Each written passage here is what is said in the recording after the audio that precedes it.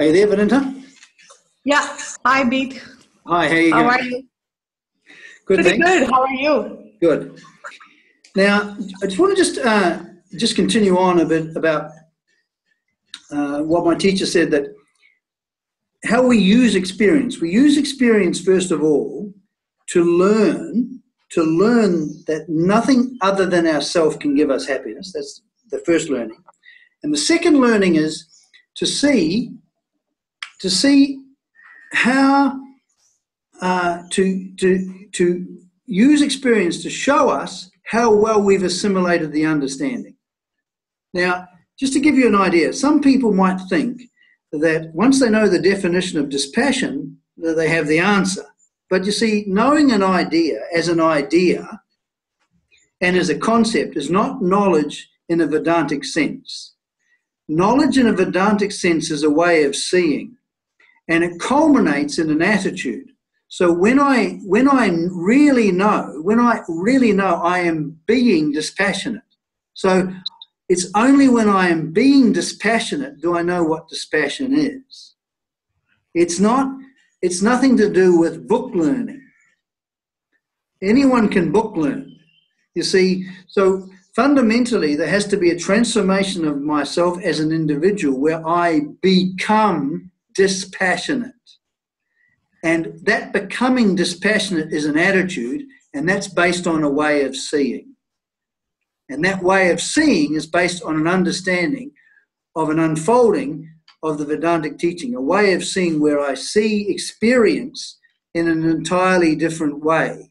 I see experience dispassionately, without passion. Sounds intriguing that this is possible. Well, the fact of the matter is, as far as Swami Dayananda is concerned, unless we become dispassionate, the fruits and benefits of Vedanta will not be available to us. This is why the growth aspect, you see, Vedanta is two things. It's self-discovery on one hand and self-growth on the other. This is why the growth aspect, becoming emotionally mature, is considered so important. Because without that, we really won't be available. We will be interested in something else. You see, some people, like we said in our first conversation, if I see Vedanta as an object over there, as another object other than myself that I get absorbed in, that's not going to help me. Yeah. I have to see my life. So Vedanta is to do with me and my life. And the only way that's going to make a difference is unless I become dispassionate, I won't be able to see properly. And this is a good thing because experience, let's imagine that I see myself being non-dispassionate. Wonderful thing, because it shows me exactly how well I've assimilated the teaching on dispassion. Yeah. And you see, every day I am shown my non-assimilation. I'm shown every day in my life, I am shown where I don't understand, where I've lost sight of that understanding of that no experience can give me happiness. Because that's what's unfolded, but this is what I have to understand for myself. What a great way to look at experiences.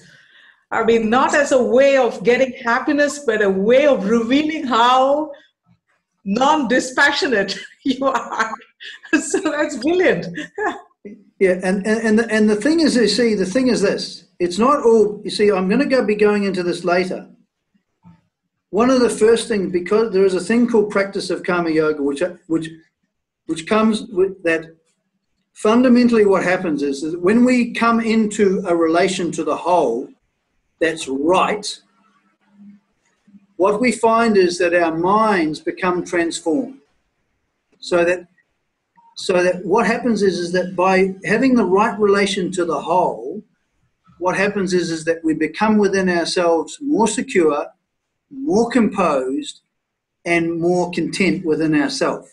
This is very, very important, because without this, we can't become dispassionate. If well-being is only to be found in other people and things and ideas, if that's the only place where well-being is to be found, we've had it, because we cannot help but compulsively go. Our attention is extroverted. You ever heard that expression when they talk about in Vedanta about extroverted attention? Our mind's extroverted. I know extroverted in the common parlance, that, you know, you're gregarious and you're, rather than being quiet and boring, let's say it that way. Yes. But in this sense, what it means is our attention is riveted on things other than ourselves for our sense of well-being. Now, while that is the case, it is not possible to arrive at a relative happiness or well-being. Because what happens is all our life is going to be like, is like what Swami Dayananda calls, it's a yo-yo. Oh, I'm happy, happy, happy. I'm sad, I'm sad, I'm sad. I'm happy, happy, happy. I'm sad, I'm sad, I'm sad. Oh, now it's working. Now my life's, oh no, it's not. It's good. Okay, I'll try again. And the problem is this wheel that we keep turning around and around and around. That's what samsara is, circular. It keeps going around and around and around. We keep on repeating the same kinds of experiences, having the same kind of unhappinesses, and maintaining the same attitudes. Of course we are. Do you see what I mean? Yes, I fully recognize that, and that's wonderful visualization, because indeed it is ups and downs. You're full of extreme ecstasy, or you're completely down and out in a dip, and I recognize that. Yeah, we're chucked around like a yo-yo. And so, so the thing is that once we really understand that basically the only thing that really solves our problem, in Vedanta, there's only one thing that solves our problem, and it's a very simple thing. Learning to be ourselves. Now, we've got to know what that means, because we think ourselves is, I'm this, I'm that, I'm happy, I'm sad, I'm confused, I'm depressed, I'm. We've got lots of experiences of ourselves, lots of I notions that we have about ourselves. And what Vedanta is saying is these I notions are an experience, they're based on a notion, they're basically a notion, a self-notion turns into experience of ourselves. But these notions that we have, these experiences of ourselves that we have, are real as experiences, but they're not true. And this changes everything, because you see, then any kind of upset, any kind of suffering is an instruction to become yourself. You see, that's because we're no longer going to try and solve the problem by changing other people or things. And we're not even going to try and change ourselves. We're going to rather discover ourselves and become established in that discovery. Bede, my first reaction was, when I encountered this, was, how ridiculous. They are saying that I don't know myself. And how arrogant of Vedanta to come and tell me I don't know myself. So, and then that's where you said it's like you got to be honest and actually shake your foundation and look at yourself. So. Yes, because even say, for example, we think we know ourselves. What that means is we create a picture of ourselves in front of ourselves there, and we go, what kind of person am I? Oh, yeah, that's me. Now, is the reality of me, my being, what I am, is it an idea? Yes. It's not, is it? However, when someone says that you're just a low-life such and such, and then suddenly you're experiencing yourself as that, it's hypnotic, isn't it? It is absolutely hypnotic. And, at some stage I had to admit that this other person was right, that even that was painful. Yes, but also, you see, in one sense, they're never right. You see, what my Swami said to me is, any notion we have ourselves, positive or negative, is always an erroneous notion. It's imagination. However, you see, someone says something nice to us, we feel good about ourselves. I'm I'm feeling good. I'm happy. I'm a nice person. And then next day someone rejects us. I'm a lowlife. I'm no good. Both notions are incorrect. You see, what we are, we always look at ourselves as an object. What sort of person am I? In psychology, they call it a self-image. And we think we're the self-image, by the way. We think we're the image. So what we want to do is, I'm this bad image, I want to become a nice image. Of course I do. Yes. But you see, we never ever come to appreciate what we are in reality because we're ignorant of that fact. Now, the good news is that Vedanta says you can actually come to know, remember what I said, to come when you know something? It's to be something. So when we say knowing yourself, we mean being ourselves as we are. Yeah. And what they say is that when you are being yourself as you are, right where you are as you are, no other place. There's no other place. And we're not talking about a higher self either. We're talking about the self that's here. We're not talking about this higher reality and all of that nonsense. We're just simply talking about that when we can be ourselves right where we are as we are, that is the solution.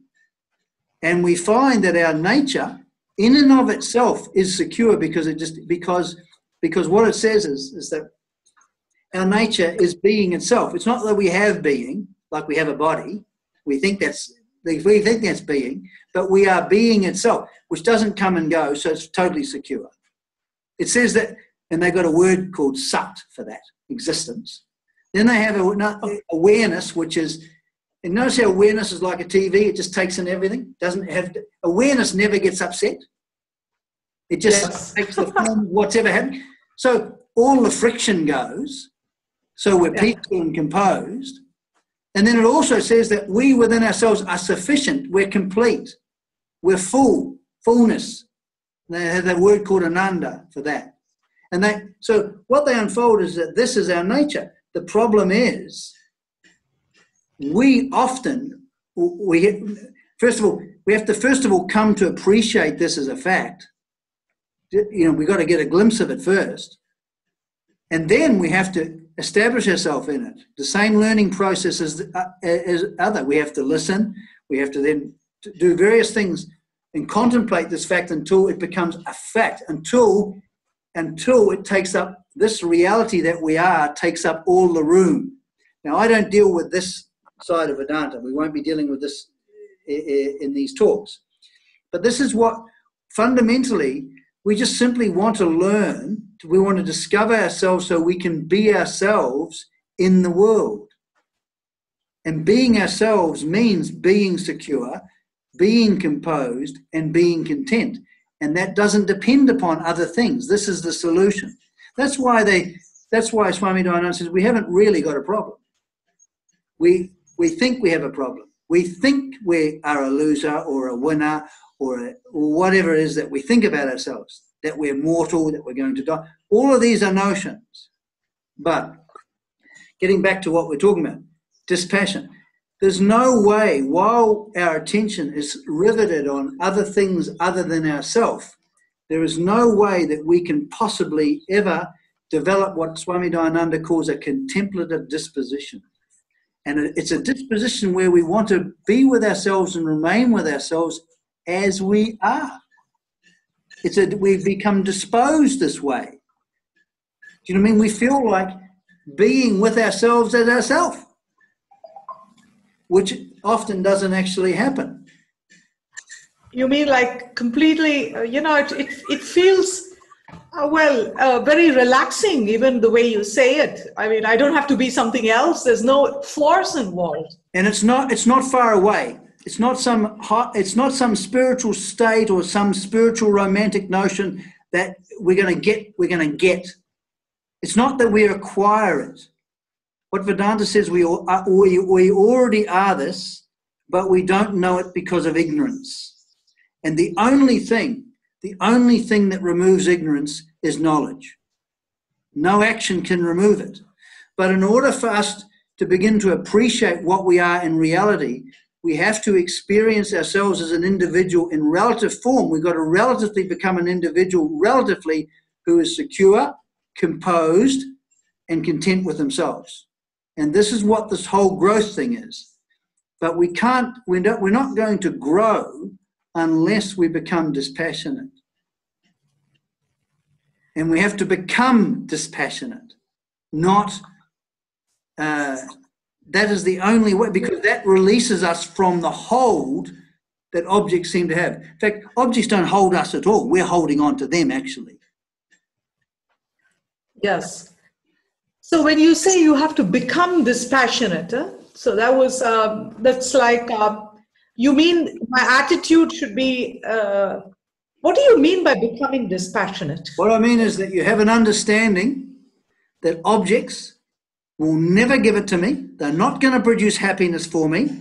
And because of that, I see objects in that way, and that seeing takes up all the room, becomes firmly established, and then becomes an attitude that I don't even think about. In other words, my understanding has become embodied in an attitude. Yes.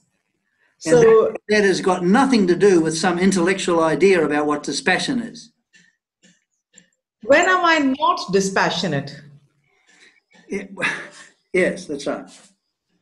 And you see, and so, may I, so when I go on a vacation, let me say I go on a vacation, I come to Anaikatti to visit you, and would that, is that an experience of dispassion? No. Again, remember what we're dealing with in Vedanta is desires for objects to make us happy. Ah, okay, yes. Every other desire is totally okay. We're not into this desirelessness business. Yes. Completely, I don't know. I mean, there's a lot of wonky spiritual ideas, particularly from the East, that Swami Dayananda has straightened out. And one of them is that we have to become desireless. We can't become desireless. But the desires for objects to make us happy, to get a sense of well-being from things, does that make sense? Yes, it does. That's the target. But the thing is, we're not trying to become Stoics, indifferent to life. It's good to enjoy life. It's been given to us. So so we're doing, it's nothing to do with that type of thing. So is there anything, before we round off, is there anything you'd like to say? You know, this idea of dispassion covering, reaching a state where you are allowed to have desires and enjoy life, but remove the bite or remove the angle of it, let me say the bite in it, that really seems, it intrigues me. Well, that's what they mean by karma yoga. It's neutralizing these binding desires. These desires, which when not met, create tremendous disturbance. It's the neutralizing of those. That's the target of Vedanta, and that's the purpose of karma yoga, which we will be going into. Okay. We'll meet up again shortly. Yeah, sure. So thanks very much. Thanks, Steve. Bye-bye. Bye.